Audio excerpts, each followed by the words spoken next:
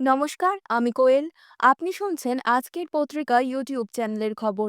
আজ জানাবো পশ্চিমবঙ্গ, দেশ ও বিদেশের সমস্ত তাজা খবর। আপনি যদি আমাদের চ্যানেলে নতুন হয়ে থাকেন তাহলে অবশ্যই চ্যানেলটি সাবস্ক্রাইব করুন। প্রতিদিনের তাজা খবর আপনার হাতের মুঠোয় পৌঁছে দিতে আমরা সদা প্রস্তুত। তাহলে খবরের শুরুতেই জানিয়ে দেই আজকের সংবাদ শিরোনাম। বদলে গেল ভাতা সংক্রান্ত নিয়ম। রাজ্য সরকারি কর্মীদের জন্য গুরুত্বপূর্ণ বিজ্ঞপ্তি জারি করল অর্থ দপ্তর। ফের হাই ভোল্টেজ টক্কর নন্দীগ্রামে। কে হচ্ছেন বিজেপির প্রার্থী, ফাঁস করে দিলেন লকেট। ৫৪ বিঘা জমির ওপর বিশাল মন্দির ও সাংস্কৃতিক কেন্দ্র। ১৬ই জানুয়ারি মহাকাল মন্দিরের শিলান্যাস করবেন মুখ্যমন্ত্রী। দিলীপ দাকেই চাই। শাহী নির্দেশ উড়িয়ে দুর্গাপুর পশ্চিমের প্রার্থী বদলের দাবিতে সোচ্চার বিজেপি নেতা। মামলা ঝুলছে সুপ্রিম কোর্টে। এরই মধ্যে ডিএ নিয়ে বড় কথা বলে দিলেন মমতার মন্ত্রী, ভোটের আগেই। মৃত ভোটারদের মঞ্চে তুললেন অভিষেক। নির্বাচন কমিশনের রিপোর্টে চাঞ্চল্যকর তথ্য ফাঁস। ট্রাম্পকে গুরুতর পরিণতির হুমকি কিম জং উনের। পারমাণবিক ক্ষেপণাস্ত্র নিক্ষেপ। তৃতীয় বিশ্বযুদ্ধ শুরু। মুড়িগঙ্গার ওপরে গঙ্গাসাগর সেতুর শিলান্যাস মমতার। খরচ ১৭০০ কোটি। ভোটের আগে ধাপ্পা, দাবি শুভেন্দুর। এখন তো এটাই জীবন। সুপ্রিম কোর্টে জামিন আর্জি খারিজের পর সঙ্গীকে যা বললেন উমর খালিদ। আরও বাড়বে শীতের কাঁপুনি, সঙ্গে আসছে ঝমঝমিয়ে বৃষ্টি। ৩ জেলার জন্য বড় পূর্বাভাস আবহাওয়া দফতরের। এতক্ষণ শুনছিলেন সংবাদ শিরোনাম। এবার জানাবো বিস্তারিত খবর।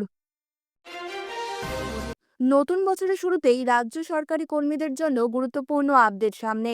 সরকারি কর্মীদের বাড়ি ভাড়া ভাতা বা এইচআরএ নিয়ে বড় পরিবর্তন এনেছে রাজ্য। আপনিও যদি একজন রাজ্য সরকারি কর্মী হয়ে থাকেন তাহলে অবশ্যই সম্পূর্ণ নিয়মাবলী জেনে নিন, যাতে বাড়ি ভাড়া ভাতা পেতে কোনো সমস্যা না হয়। গুরুত্বপূর্ণ বিজ্ঞপ্তি দিল রাজ্য সরকার।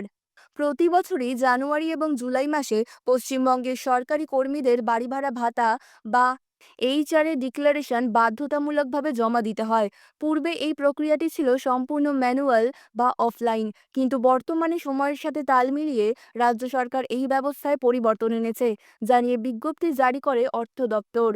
অর্থ দপ্তরের নির্দেশিকা অনুযায়ী এখন থেকে আর অফলাইনে নয়, কর্মীরা বাড়িতে বসেই WBIFMS পোর্টালের মাধ্যমে অনলাইনেই এই ডিক্লারেশন ফর্ম জমা দিতে পারবেন, যার ফলে সময়ও বাঁচবে। কিভাবে পোর্টালের মাধ্যমে এই প্রক্রিয়া সম্পন্ন করবেন, পদ্ধতি দেখে নিন। WBIFMS পোর্টালে গিয়ে কর্মচারীর ব্যক্তিগত এমপ্লয়ি আইডি এবং পাসওয়ার্ড ব্যবহার করে লগ ইন করতে হবে। এরপর মাই অ্যাপ্লিকেশন অপশন এবং সেখান থেকে এমপ্লয়ি এইচআরএ ডিক্লারেশন সাব মেনুটি ক্লিক করে নিতে হবে। ডিক্লারেশন ফর্মটি খুলে গেলে কর্মচারীদের বৈবাহিক অবস্থা এবং স্বামী বা স্ত্রীর চাকরির স্ট্যাটাস অনুযায়ী ফর্ম পূরণ করে নিতে হবে। অবিবাহিত কর্মীদের সরাসরি save and forward two approve বোতামে ক্লিক করলেই কাজ সম্পন্ন হবে। বিবাহিত কিন্তু স্বামী বা স্ত্রী চাকরি করেন না, এদের ক্ষেত্রে ফর্মে মাই ওয়াইফ বা husband is not in service option নির্বাচন করে সেভ অ্যান্ড ফরওয়ার্ড টু অ্যাপ্রুভে ক্লিক করতে হবে। আর বিবাহিত এবং স্বামী বা স্ত্রী চাকরিজীবী হলে দ্বিতীয় অপশনটি নির্বাচন করে স্বামী বা স্ত্রীর অফিসের নাম, ঠিকানা, বর্তমান বেতন এবং তিনি কত টাকা এইচআরএ পান এই তথ্যগুলি পূরণ করতে হবে। এরপর সেভ অ্যান্ড ফরওয়ার্ড টু অ্যাপ্রুভে ক্লিক করলে আবেদন জমা হয়ে যাবে। আবেদন জমা হলে স্ক্রিনে কনফার্মেশন মেসেজ আসবে, সেখানে ডিডিও কোড উল্লেখ থাকবে। রাজ্য সরকার বাড়ি ভাড়া ভাতার ক্ষেত্রে অনলাইন ব্যবস্থা চালু করলেও বিশেষ পরিস্থিতিতে অফলাইন ব্যবস্থাও হয়েছে। যদি কোনো ক্ষেত্রে যান্ত্রিক ত্রুটির কারণে অনলাইনে আবেদনে সমস্যা হয়, তবে নির্ধারিত ফর্ম ডাউনলোড করে পূরণ করে ডিডিও দপ্তরে জমা দেওয়ার সুযোগও রয়েছে। সরকারি নিয়ম মেনে বছরে দুবার জানুয়ারি ও জুলাই মাসে এই ডিক্লারেশন জমা দেওয়া বাধ্যতামূলক। গত ২১-এর নির্বাচনে নন্দীগ্রাম কেন্দ্রের দিকে ছিল সকলের নজর। ২১-এর নির্বাচনে এই নন্দীগ্রামেই সম্মুখ সমরে নেমেছিলেন মমতা বন্দ্যোপাধ্যায় এবং বিরোধী দলনেতা শুভেন্দু অধিকারী। শেষমেশ জয়ের হাসি হাসলেন বিরোধী দলনেতা। ২৬-এর নির্বাচনেও এই কেন্দ্র রয়েছে চর্চায়। উল্লেখ্য, আগামী নির্বাচনের জন্য এখনও তৃণমূল বা বিজেপি কেউই প্রার্থী তালিকা ঘোষণা করেননি।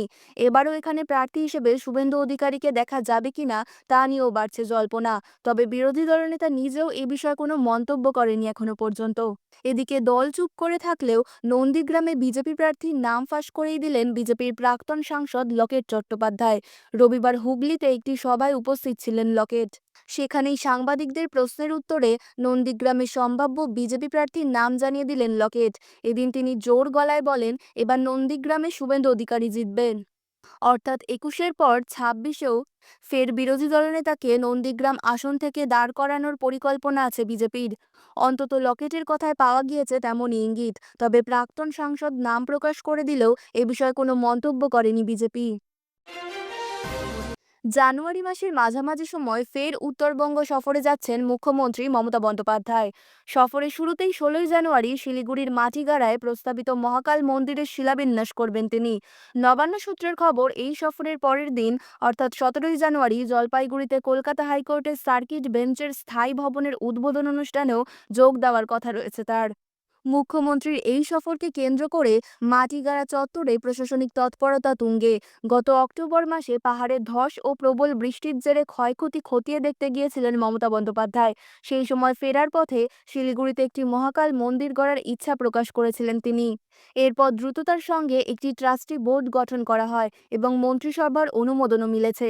পর্যটন দপ্তরের তত্ত্বাবধানে প্রায় ৫৪ বিঘা জমির ওপর এই মন্দির কমপ্লেক্স তৈরি হবে। এর পাশাপাশি সেখানে একটি আধুনিক সাংস্কৃতিক কেন্দ্র গড়ার পরিকল্পনাও রয়েছে। ইতিমধ্যেই শিলিগুড়ির মেয়র গৌতম দেব এবং প্রশাসনের শীর্ষ আধিকারিকরা মাটিগাড়ার সেই জমি পরিদর্শন করেছেন। এলাকা পরিষ্কার এবং জমি ভরাটের কাজ শুরু হয়ে গিয়েছে।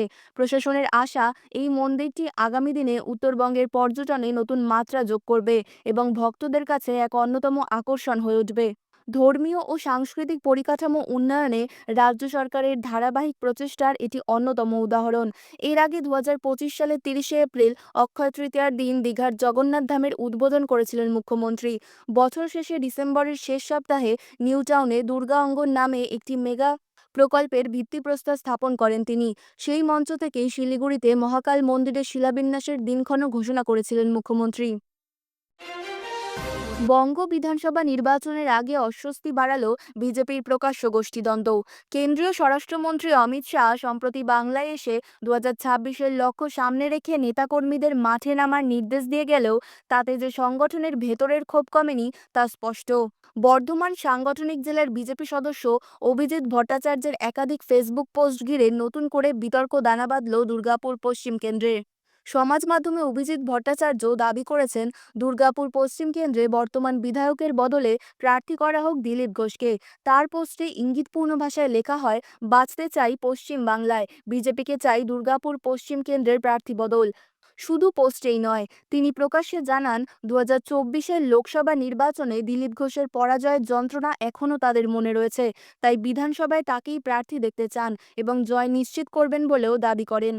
যদিও পরে অভিজিৎ ভট্টাচার্যের বক্তব্য, তার পোস্ট কাউকে উদ্দেশ্য করে নয়, এটি শুধুই ব্যক্তিগত মতামত। কিন্তু বিষয়টি যে বর্তমান বিধায়ক লক্ষণ ঘড়ুইকে লক্ষ্য করেই তা স্পষ্ট। পাল্টা প্রতিক্রিয়ায় লক্ষণ ঘড়ুই বলেন, ফেসবুকে এভাবে কথা বলা বিজেপির আদর্শের পরিপন্থী এবং এতে তৃণমূলই লাভবান হবে। অভিযোগ থাকলে তা উচ্চ নেতৃত্বকে জানানো উচিত বলেও তিনি দাবি করেন। এই পরিস্থিতিতে বিজেপিকে কটাক্ষ করতে ছাড়েনি তৃণমূল। জেলা তৃণমূল মুখপাত্র উজ্জ্বল মুখোপাধ্যায় বলেন, এটি বিজেপির অভ্যন্তরীণ বিষয় হলেও ৫ বছরে লক্ষণ ঘড়ুই কার্যত কিছুই করেননি। এমনিতেই বিজেপির হার। কলকাতা জুড়ে ঘন কুয়াশার দাপট। সর্বনিম্ন তাপমাত্রা প্রায় ১২.৫ ডিগ্রি সেলসিয়াস। কুয়াশার কারণে দৃশ্যমানতা কম থাকায় প্রভাব পড়েছে বিমান চলাচলেও। আবহাওয়া দফতরের পূর্বাভাস বলছে, ফের পারদপতন হতে পারে। ২ থেকে ৩ ডিগ্রি সেলসিয়াস তাপমাত্রা কমতে পারে বিভিন্ন জেলাতে। আবহাওয়া দফতরের বুলেটিন বলছে, পরবর্তী ৩-৪ দিনে ২ থেকে ৩ ডিগ্রি সেলসিয়াস তাপমাত্রা কমতে পারে। জমিয়ে শীতের স্পেল শুরু হয়ে যেতে পারে কাল মঙ্গলবার থেকেই। এছাড়া রাজ্যে সর্বনিম্ন তাপমাত্রা বা রাতের তাপমাত্রার সঙ্গে সঙ্গে দিনের তাপমাত্রাও স্বাভাবিকের চেয়ে নিচে যেতে পারে। দক্ষিণবঙ্গের বিভিন্ন জেলাতে 2 থেকে 4 ডিগ্রি পর্যন্ত নিচে থাকতে পারে দিনের বা সর্বোচ্চ তাপমাত্রা। এরই মধ্যে বৃষ্টিরও পূর্বাভাস দিল আবহাওয়া দফতর। আবহাওয়া দফতরের বুলেটিন বলছে, দার্জিলিং সহ উত্তরবঙ্গে 3 জেলায় বৃষ্টি হতে পারে দার্জিলিং, কালিম্পং এবং জলপাইগুড়ি জেলাতে। খবর আজকের মতন এই পর্যন্তই। পরবর্তী খবর শোনার জন্য সাবস্ক্রাইব করুন আজকের পত্রিকা ইউটিউব চ্যানেলটিকে। সুস্থ থাকুন, ভালো থাকুন। ধন্যবাদ।